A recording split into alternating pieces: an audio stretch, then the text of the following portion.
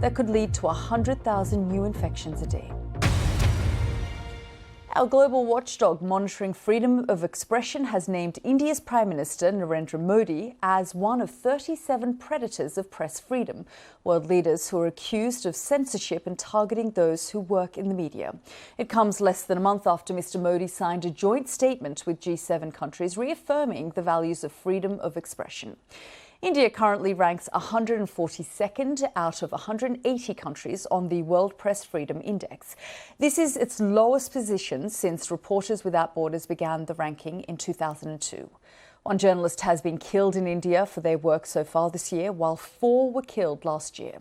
Only yesterday, Twitter lost its legal immunity for content posted on its social media platform after falling foul of new IT rules that the United Nations has previously warned may hinder privacy and freedom of opinion and expression. Among those who have felt the effects of media repression in India is the journalist Rana Ayyub, who is facing a criminal investigation over a tweet of a controversial video.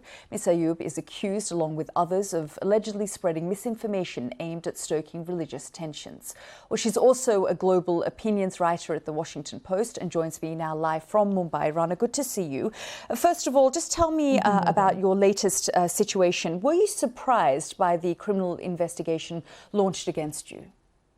Oh, well, Yalda, when the Prime Minister signed up for the freedom of expression at the G7 summit, I remember my tweet at that point of time was that this is hilarious because there has been attack on freedom of expression consistently by this regime.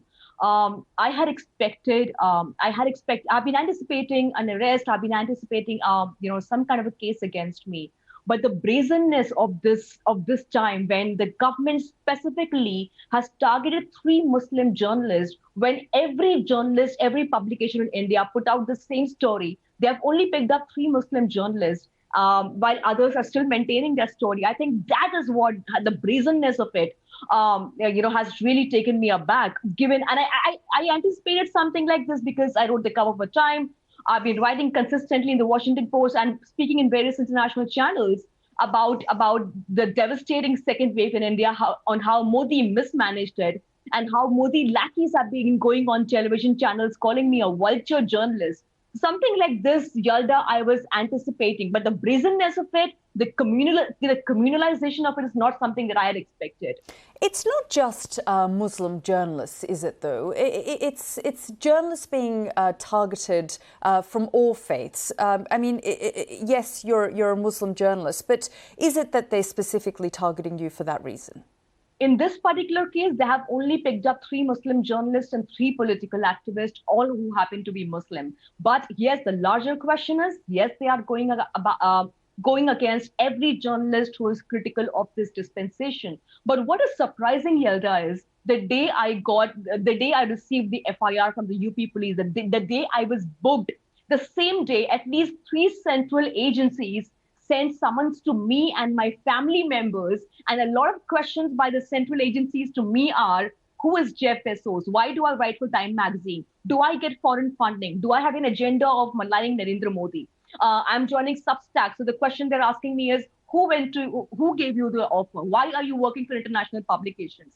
It feels like they are accusing me of maligning India's international image. I mean, who asked these questions? What about Jeff Bezos? Because I write for the Washington Post. I mean, the line of questioning is so bizarre. They've asked for my passport. They've asked for my bank account details. In a way, it's like criminally incriminating you or something as basic as journalism in this country. So yes, this time they have not just come against me because I'm a Muslim, but they're prejudiced when at least 1,000 media houses have reported on this specific issue. For them to come after only 3 Muslim journalists and The Wire and 3 other political activists who also happen to be Muslims, I think the brazenness is unmistakable. The BJP, the Indian government, would push back on that and say things like the Press Freedom Index, where they have such a low ranking, it's actually Western bias towards India rather than how they treat Indian journalists. How do you respond to that? I think that's the latest trick in the book that this government is using, that, but Mr. Modi has to understand in the last 3 months, especially in the second wave of COVID, some of the biggest criticism of Mr. Modi's handling of the pandemic came from local press, came from domestic domestic press. But yes, he feels slighted because he was on the cover of Time magazine for his mismanagement of the crisis. So the only way to reach out to his fan base, his cadre base, his support base, is to kind of drum up this agenda or drum up this narrative that the Western world is his enemy and the Western world is trying to put him down. But I'm just going to pick up on this, Rana, because we're just running short of time. But the Ghaziabad police, who made the charges against you, say the video you shared was not an intercommunal incident of violence. What do you say about that? Because they're saying the video you're using is not actually of the incident that you were referring to.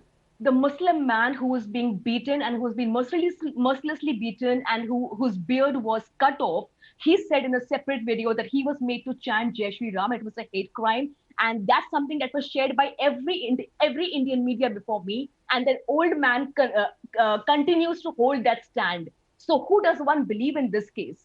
Every Indian media reported the same story. So who does one believe, the police or the victim? As a journalist, it is my responsibility to also speak for the victim than stand up for the accused. They're saying you're not a journalist, you're actually an activist. Well, I'm an active journalist, That's a question. I don't think that activism is a kind of a slur. I would have been proud to be an activist, but yes, I'm an active journalist with her nose to the ground, and I'm absolutely proud of it. And I'll continue speaking truth to power if the need be. Rana, and I will.